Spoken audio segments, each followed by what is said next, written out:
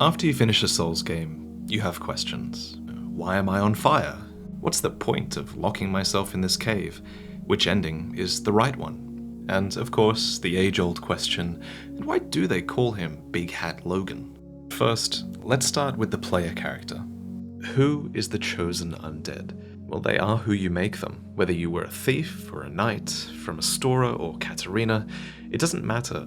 What's important is that you ended up in a cell at the right place and the right time. For you head to Lordran in accordance with an old legend that speaks of a mission for a chosen undead hero. This legend is, by the way, most likely a deception by the gods, probably designed to lure powerful heroes to Lordran, but we'll get to that later.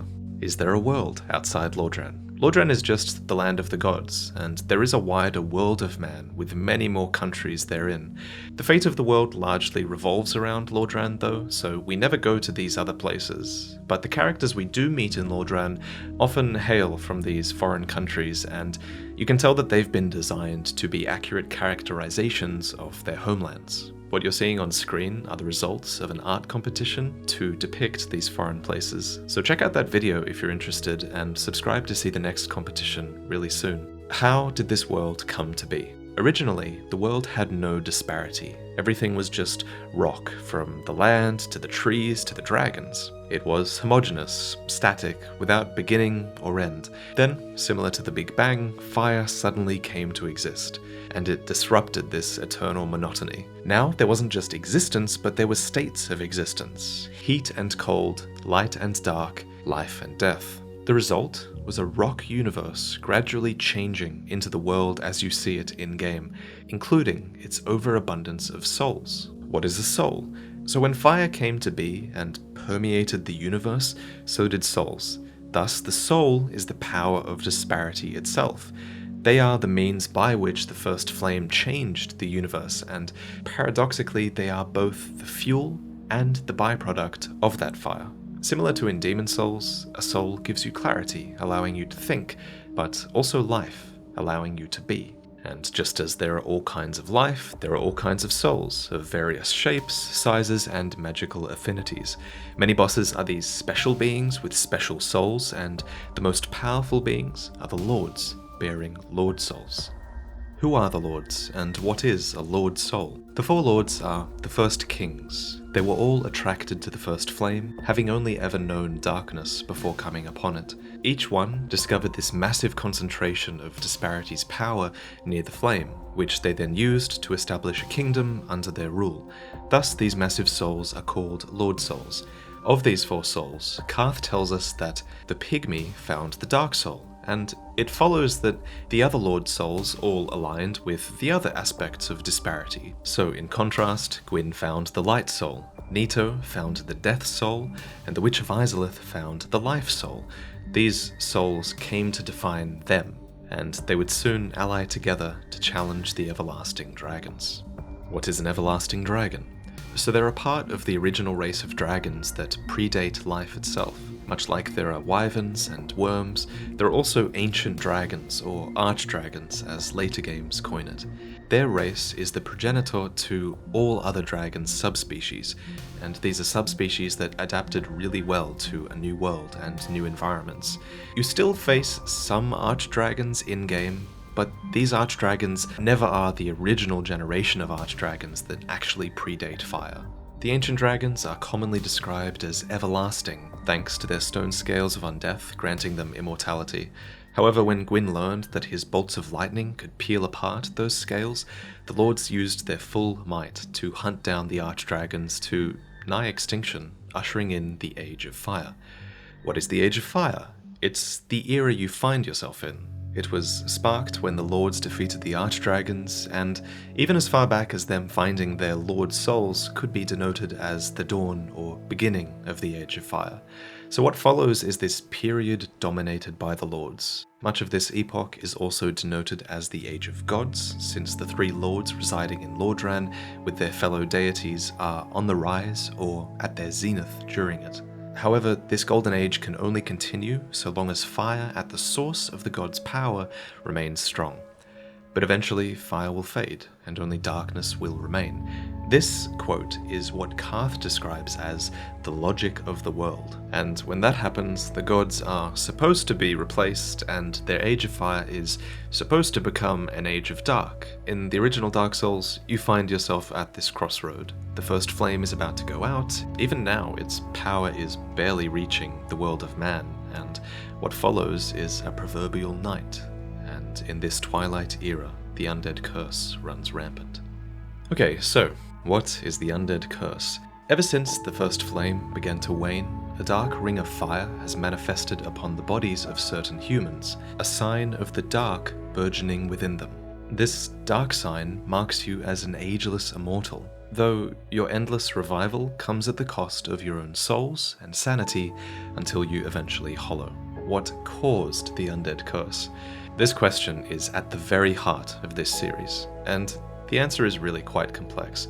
You'll have a better time with this though if you're familiar with all three games. So when the world first began, a creature called the Pygmy found the Dark Soul. Who they were isn't known, nor is it really important. What is important is that they split the Dark Soul into fragments, and these fragments came to be known as humanity, which is a small black spirit found within every human. Karth refers to the furtive Pygmy as your ancestor. Thus, we are descended from one of the four lords. These games frequently question whether the dark force within humans is a positive or a negative thing. Your adventure through Ulasil in the Artorias of the Abyss DLC is a great example of that. Here, the darkness within man has gone wild. It's endlessly consuming and corrupting the land and the souls of people around it. And yet, there is dialogue here that's supposed to give you pause. I still think on that creature from the abyss that preyed upon me. My faculties were far from lucid, but I quite clearly sensed certain emotions. A wrenching nostalgia, a lost joy, an object of obsession, and a sincere hope to reclaim it. Could these thoughts belong to the beast from the abyss? But if that were true, then perhaps it is no beast after all. This same duality is seen in the descriptions of dark magic, which are spells that are often driven by powerful emotions, positive things like love and calm, or negative things like hate and envy. But whether it's positive or negative, Gwyn's pantheon fears the dark, for one day, as we mentioned earlier, their Age of Fire is going to end, and only dark will remain. This was the logic of the world, until Gwyn committed the first sin, and he shackled the darkness within man. This was a revelation we received in the Ringed City DLC, where the seal of fire around darkness on the dark sign was finally explicitly stated to be a creation of the gods. So for some, like Manus in the first DLC, repression of their humanity causes it to writhe and go mad. However, this seal of fire was placed upon mankind so early in their existence that, for most people, their shackles are all that they know. As a result, and this is really important, humankind end up living their lives through souls that they hold completely separate from the humanity that's within them. You only have to look to the white souls of adventurers that you find in-game as proof of that. Living like this is the lie that Aldia talked about in Dark Souls 2. All men trust fully the illusion of life. But is this so wrong? A construction, a facade, and yet a world full of warmth and resplendence. Young Hollow, are you intent on shattering the yoke, spoiling this wonderful falsehood? But in retrospect, the most chilling dialogue Aldia has was this. Once, the Lord of Light banished dark and all that stemmed from humanity. And men assumed a fleeting form. We're led to believe that the dark sign cursed humanity with undeath, but Aldia's dialogue means this can't be true. Instead, Aldia says mankind's lives became fleeting when they were branded with the dark sign. So this means that they were originally immortals, and indeed this is the state that you return to when you hollow. What is hollowing? Humanity once stood proud within every human, but when the curse was put upon them, humanity became bound, lost, and repressed. So during this age of fire, humanity came to rely heavily on their white soul for their sense of self, and we can see this in the names of these souls. When fire fades, the seal of fire restraining the dark grows weaker. Thus, when fire fades, it follows that our dark soul starts to break free, consuming the white soul that we've come to believe is the self, and this process of losing the self is called hollowing. Dying or losing heart, it accelerates this process. So, an undead must maintain physical and mental fortitude in order to resist this process. However, as you might remember, the Hollows of Londor in Dark Souls 3 believe that their hollow states are really the most honest shape of man. This isn't an easy truth to face, especially since the Dark Soul has become this ravenous, repressed thing. To stay sane as a hollow, one may need to drain the life of others, and the Hollows of Londor are universally reviled as a result of this. Ultimately, it just leaves you wondering whether this is really the best path for mankind, or whether it's better to just accept the shackles of the gods, or whether humanity's fate has been stolen by the curse, either way. How do we cure the undead curse? Well, curse is an actual affliction, just like poison or toxin. You can experience its build-up in-game, and what this curse does is it locks the dark soul away from the self.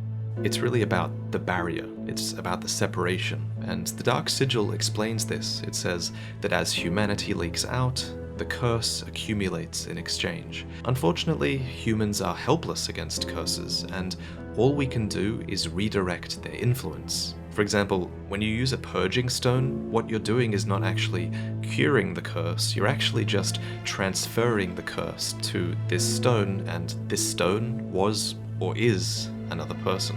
In the original Dark Souls, we do something similar to this process called reverse hollowing. So this is a process that requires you to have a humanity. And it's easy to assume that we're just absorbing the humanity and restoring our humanity, but what's actually happening here is kind of the opposite. Yes, a humanity sprite is taken into the self, but it then acts as a sort of surrogate for the curse, like a purging stone does, and remember, we offer this humanity up to the bonfire.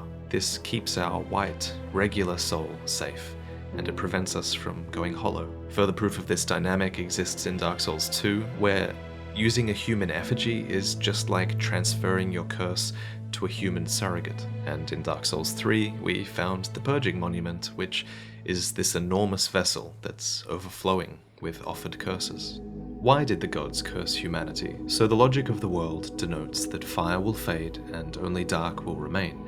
Naturally, Gwyn feared this and managed to enforce a fleeting form upon humanity.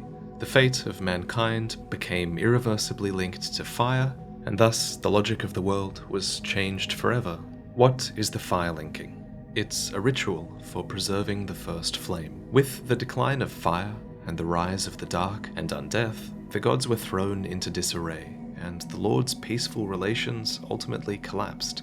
Before things broke down, however, they concocted a plan to revive the first flame with a powerful soul, cultivated through firekeepers and undead bonfires. This soul would link itself to the fire, and the fire would inherit a new fuel. So Gwyn was the first to link the fire, and many others have taken up that role since then. What is a bonfire? It's your safe haven. Undead bonfires are fueled by the bones of your own kind, and they're connected to the first flame as a part of a network through coiled swords. The heat that their flames produce heal our injuries and can be collected in a liquid form called Estus. As for warping, light is tied to time in this series, so you can reason that a bonfire's light allows you to warp across time and space to other bonfires in the network. Bonfires and their firekeepers promote undead reliance upon fire, and they promote fire's reliance upon undead. Thus, the gods are almost certainly behind their creation. As for who went out and placed them in the world, it's hard to say, but it seems like they can be placed anywhere where there are undead bones, since we create one ourselves in Firelink's Shrine, and even in early versions of the game, you were supposed to be able to place them yourself. However, it's important to remember that bonfires are primarily a checkpoint mechanic, and gameplay can't always be explained away by lore. For example, you might think that all undead respawn at the bonfire just like you do, but they don't. According to the Crestfallen Merchant, what actually happens is that undead will lay dead for a while and then later rise where they fell. What is a Firekeeper? They're a woman who acts as the living incarnation of a bonfire in order to preserve its flame. So long as the Firekeeper lives, so too does her corresponding bonfire, and vice versa. These women are thus vessels for the countless humanity that is offered to the bonfire, which means that they receive the dark spirits along with the effects of the curse in the transfer. The humanity wriggles beneath their skin, nipping at body and soul, and this causes great pain and horrific scarring, though not at extremities like the head or the hands. Firekeepers bear this suffering so that you can benefit from the bonfire, and it's through them, and by extension the bonfires, that you can strengthen your soul with whatever traits you desire. So be sure to always thank your oh shit. What is wrong with you?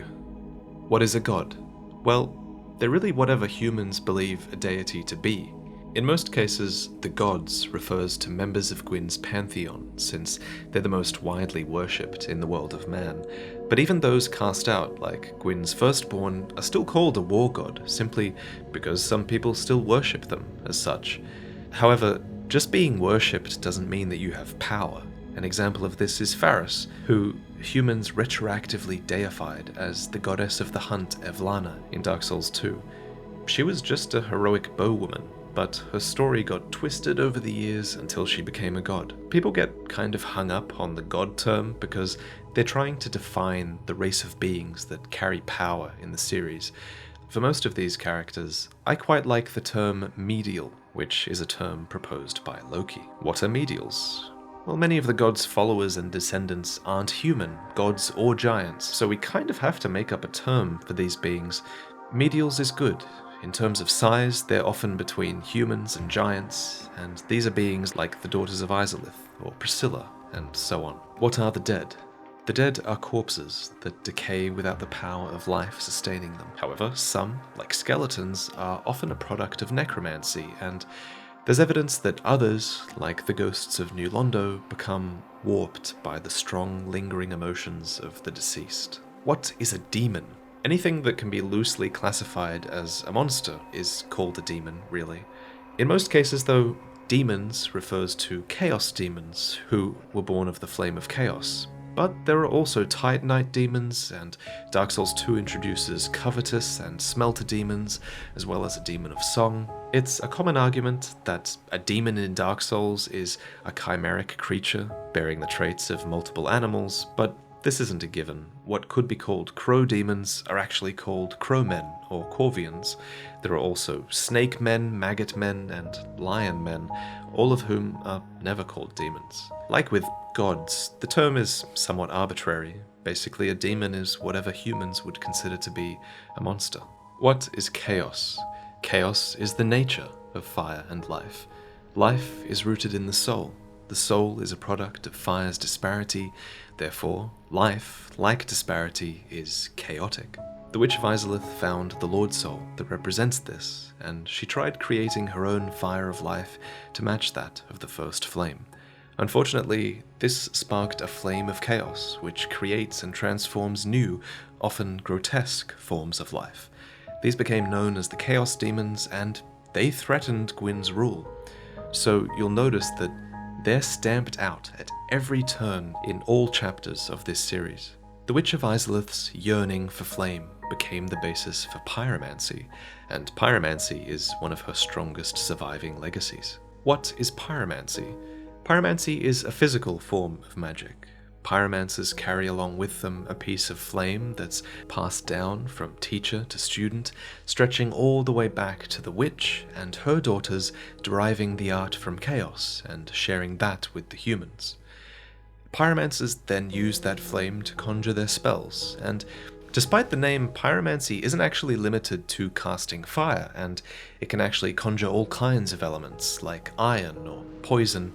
But these are rarer arts, since pyromancy is a religion that reveres flame. Just so, you can manifest pyromancies like miracles with your faith, or actually, even learn to perform them like sorceries with your intelligence. What is sorcery? It's a mental form of magic.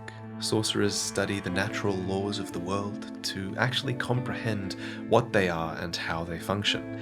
They then use this knowledge to manipulate their power and formulate the process as spells, which we call sorcery. They're basically magic scientists and academics, and there are sorceries from anything from souls to light to the dark of the abyss. What are miracles? They're a spiritual form of magic. You cast miracles by reciting legendary stories, which either feature the spell in question or embody what the miracle manifests. Most miracles are thereby based on the power of the Anor Londo gods, but there are also dark miracles and hexes that achieve similar results. Your faith in the story's truth makes it a reality. What is the Abyss?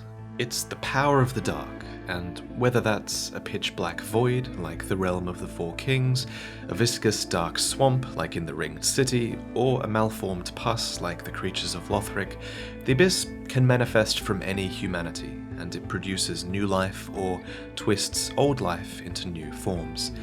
The Abyss is commonly unstable, and like with Manus in Ulasil, it can go wild, devouring and corrupting the souls of every other form of life. But it was not always this way. The gods placed a curse upon the Abyss, and while humans have largely lost connection with it, there are multiple sources that suggest the Abyss can offer great comfort to humankind. However, it appears that path was lost when the Abyss was banished, and now it simply hungers. What is Black Flame? Black Flame is the impenetrable fire of humanity, inspired by the power of our quote-unquote untouchable soul, in kind of a similar way to how Pyromancy is inspired by Izalith's soul. What is the Deep?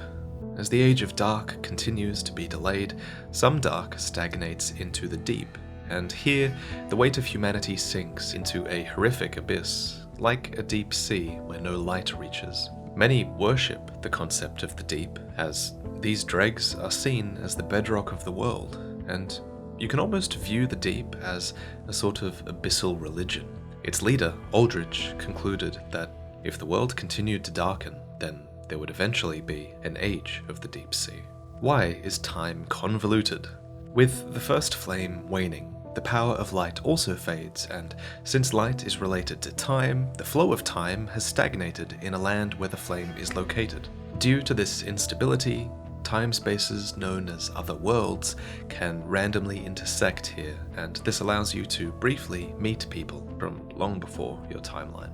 And with the help of magic, you can cross the gaps between worlds, usually as spirits. Why is everything in the world hostile to me? After watching this video, you'll enjoy my video talking about all the bosses of Dark Souls 3 if you've played it. I'll just list a bunch of reasons on screen though, because every enemy does have a reason for attacking you, after all. Except Priscilla. I mean, why did you hurt her? That's actually really fucked up. What is the Painted World? The first painting we're introduced to is the Painted World of Ariamis, which is hung in Anor Londo. It was a place to hide all the things that the gods feared, and so it's filled with many references to sin and the occult. In the Ashes of Ariandel DLC, we learn that the paintings are a mirror of the outside world, and so are burned and reborn to mimic the linking of the fire. Just so, there are those on the inside who would prefer to let the painting rot. What is the meaning of each ending? So, in Dark Souls, you're presented with two choices after you defeat the Lord of Cinder. Either you inherit the fire and join the line of succession, preserving the current world order, or you leave the fire to die without fuel, allowing the universe to reach its natural conclusion. By becoming a Lord of Cinder, you sacrifice yourself to restore the light. By becoming a Dark Lord, you choose to lead mankind into a new dark age with an uncertain future. In Dark Souls 2, fire still wanes while the curse still flourishes. You assume a throne inside of a kiln, which takes you to the first flame and the Lord of Cinder, where you'll make one of these two choices. Turns out neither of them really matter, for the world will continue to ebb and flow between light and dark, so maybe you should heed a certain scholar's proposition instead. A new ending here is to neither rekindle nor squelch the first flame. just simply embrace this Twilight era and see what it has in store. As if to follow the consequences of this choice, Dark Souls 3 shows you a world where the future Lords of Cinder refuse to either save the Age of Fire or usher in an Age of Dark. And in the tumult that followed, you are again presented with a choice. Do you continue to link the fire, despite the ritual not being as impactful as before? Do you use the dark of the curse to subsume the flame and lead the undead into a new age as their Lord of Hollows? Do you let your Firekeeper snuff out the fire and herald in the darkness, only to learn that embers survive amongst the countless lords who linked the flame before you? Or do you betray her and take what fire remains all for yourself? You are Unkindled Ash, after all. What is Unkindled Ash? These are undead who previously tried and failed to link the fire.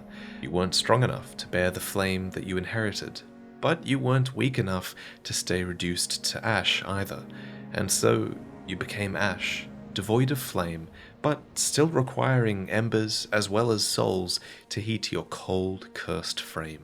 Hence, Unkindled are destined to seek the fire that remains in the world. How does the series end? Well, it ends with ash, literally. As the world burns out again and again, ash itself arises. This is a new being.